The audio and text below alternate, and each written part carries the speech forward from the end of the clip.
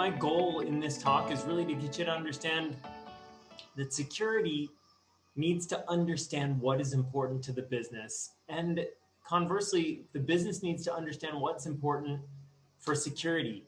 The concept security by design is about considering tactics and security patterns from the beginning.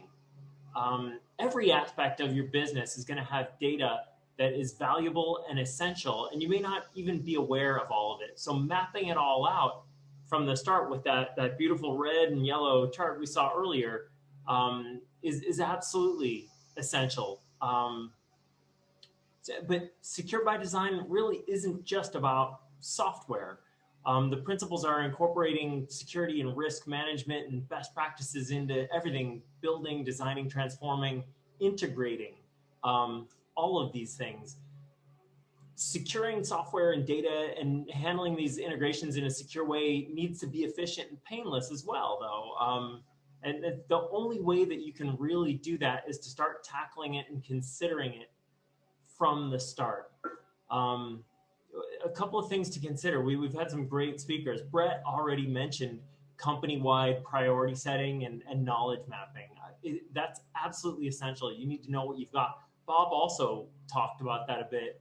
And then Bob really started giving some great examples of secure by design, where he talked about pre-planning for an eventual breach. The negotiating contracts, again, brilliant. Having canned PR responses. That might sound mundane, but being able to push out an email immediately to all the people who may respond instantly is essential. So anyway, so we'll get to the slide here. When you talk to your tech and security leaders, you can ask them, tell me, how are we securing our data assets? And what you're going to want to hear is that your security team understands the criticality of your data, whether it's employee data, customer data, product data. You've probably heard the term checkbox security. And if you look at this left-hand column here, that checkbox security isn't necessarily bad. It's just not complete. I think I've got time for a quick sort of imaginary story, because I see Jim, and so I need to be able to make a space story. Imagine if when they were building the space shuttle, they thought, okay, we have this giant hunk of metal coming back into orbit. We're going to hit some thick atmosphere. It's going to get really hot. Let's cover this whole thing in heat shielding. Well, if they really just said, okay, heat shielding, check, they may have spent a lot of time thinking, okay, here are the windows, here are the flexi bits up at the top. How do we heat shield that? And they would have ended up with fewer resources to consider what's really important, which is the bottom.